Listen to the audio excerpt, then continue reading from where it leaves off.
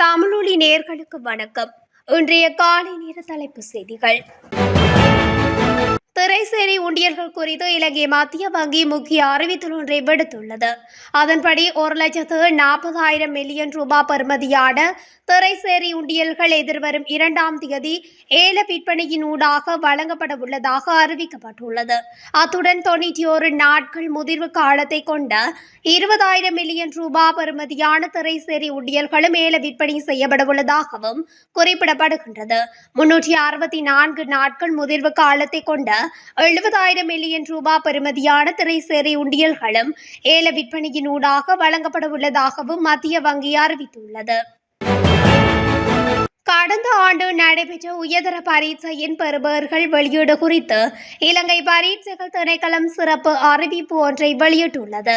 குறித்த பெறுபவர்கள் தொடர்பாக தற்போது வெளியிடப்படும் ஊடக அறிக்கைகள் தவறானவை என்று திணைக்களம் அதன்போது சுட்டிக்காட்டியுள்ளது.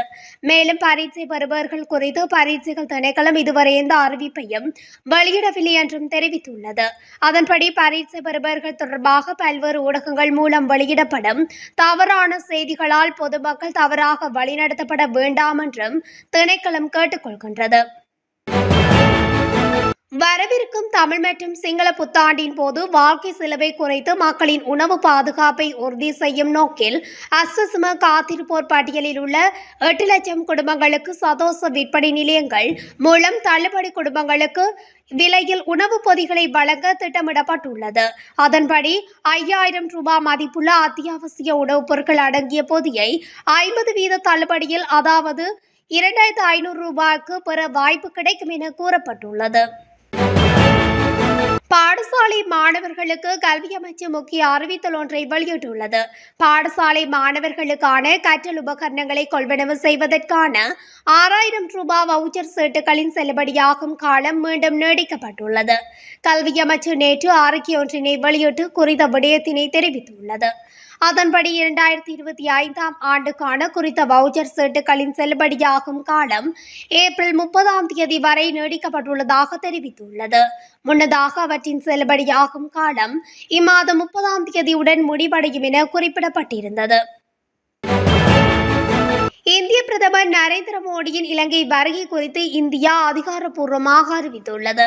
அதன்படி இந்திய பிரதமர் ஏப்ரல் 4 முதல் 6 வரை இலங்கைக்கு உத்தியோகபூர்வ விஜயமாக இலங்கை பயணிப்பார் என அந்நாட்டு வெளிவிவகார அமைச்சு வெளியிட்டுள்ள அறிக்கையில் குறிப்பிடப்பட்டுள்ளது.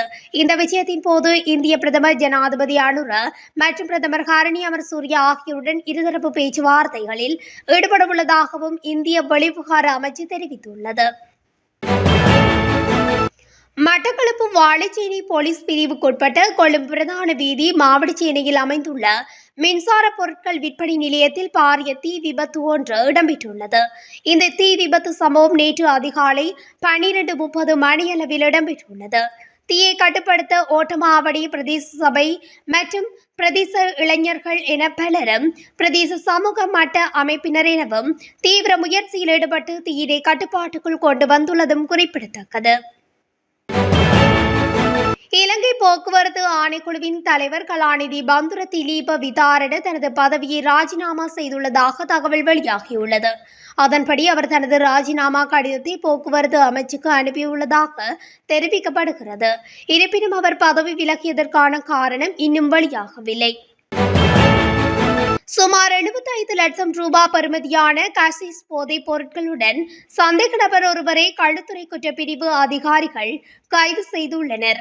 கைது செய்யப்பட்ட நபர் பாணந்துறை அலுப்போமுள்ள பகுதியைச் சேர்ந்த 36 வயதுடையவர் என தெரிய வந்துள்ளது. இந்த போதைப் பொருட்கள் வெளிநாட்டில் பதுங்கி இருப்பதாக தெரிவிக்கப்படும் பிரபல போதைப்பொருள் கடத்தக்காரருக்கு சொந்தமானது என தெரிவித்த போலீசார் கைதான சந்தேக நபரை தடுப்பு காவல் உத்தரவுகளை பெற்று மேலதிக விசாரணைகளை முன்னெடுக்க தீர்மானித்துள்ளதாகவும் போலீசார் தெரிவித்தனர்.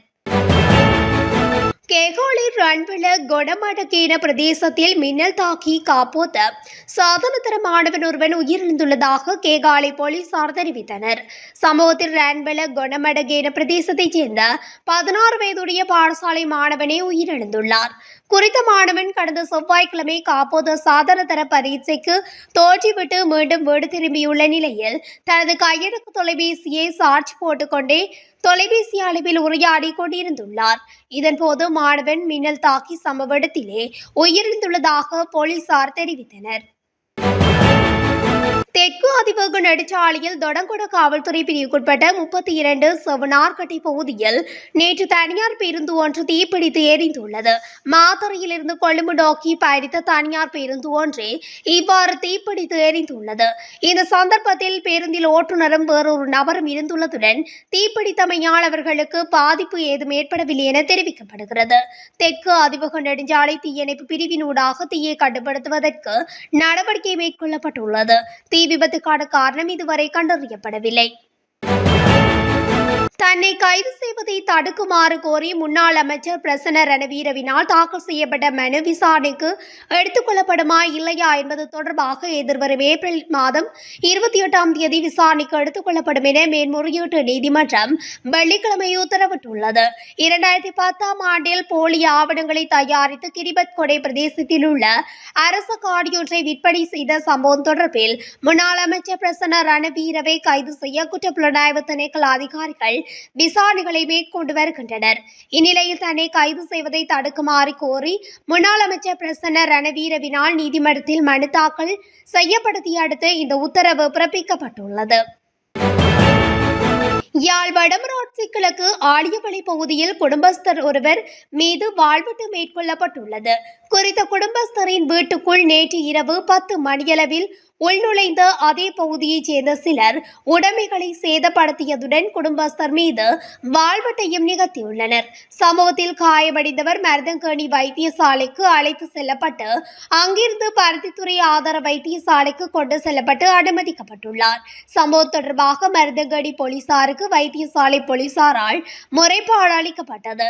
இதன் பிரகாரம் மருதங்கேணி போலீசார் பருத்தித்துறை ஆதார வைத்தியசாலைக்கு சென்று தாக்குதலுக்குள்ளாகியவரிடம் வாக்குமூலம் பெற்றதுடன் மேலதிக விசாரணைகளையும் மேற்கொண்டு வருகின்றனர். இந்த ஆண்டின் இதுவரையான காலப்பகுதியில் 6,90,000க்கும் அதிகமான சுற்றுலா பயணிகள் நாட்டுக்கு வருகை தந்துள்ளதாக சுற்றுலா அபிவிருத்தி அதிகார சபை தெரிவித்துள்ளது. இது கடந்த வருடத்துடன் ஒப்பிடும்போது 14% வளர்ச்சி அடைந்துள்ளதாக தெரிவிக்கப்படுகின்றது. அத்தோடு மார்ச் மாதம் 27ஆம் தேதி வரையான காலப்பகுதியில் நாட்டுக்கு வருகை தந்த சுற்றுலா பயணிகளின் எண்ணிக்கை 2 லட்சத்தை கடந்துள்ளது. கடந்த வருடம் மார்ச் மாதத்துடன் ஒப்பிடும்போது இந்த வருடம் மார்ச் மாதத்தில் நாட்டுக்கு வருகை தந்த சுற்றுலா பயணிகளின் எண்ணிக்கை 13% வளர்ச்சியடைந்துள்ளதாகவும் தெரிவிக்கப்படுகின்றது. திவுள்வெவ ஏரியில் குளிக்க சென்ற ராணுவ வீரர் ஒருவர் நீரில் மூழ்கி உயிரிழந்துள்ளதாக கப்புகொள்ளாவ போலீசார் தெரிவித்துள்ளனர். இறுதிச் சடங்குகளை வியாழக்கிழமை முடித்துக் கொண்டு ராணுவ முகாமுக்கு திரும்பிக் கொண்டிருந்த போது கீழ் திவுள்வெவ ஏரியில் குளிக்க சென்றிருந்த போது குறித்த ராணுவ வீரர் நீரில் மூழ்கி உயிரிழந்துள்ளதாக போலீசார் தெரிவித்தனர். நாட்டின் பல பகுதிகளில் வெப்பநிலை அவதானம் செலுத்த வேண்டிய அளவில் மேலும் அதிகரிக்கக்கூடும் என வளிமண்டலவியல் திணைக்களம் தெரிவித்துள்ளது. வடக்கு, வடமத்திய, வடமேல் சபரகமுவ மாகாணங்களிலும் திருகோணமலை, மட்டக்களப்பு, கொழும்பு மற்றும் கம்பகா மாவட்டங்களிலும் மனித உடலுக்கு உணரும் அளவில் வெப்பநிலை அதிகரிக்கக்கூடும் என்பதால் அது குறித்து அவதானம் செலுத்துமாறு அந்த திணைக்களம் குறிப்பிட்டுள்ளது. இத்துடன் தமிழொலியின் இன்றைய காலை நேர தலைப்பு செய்திகள் நிறைவடைகின்றன. தொடர்ச்சியாக செய்திகளை அறிந்து கொள்ள தமிழொலி ஊடகத்துடன் இணைந்திருங்கள். நன்றி, வணக்கம்.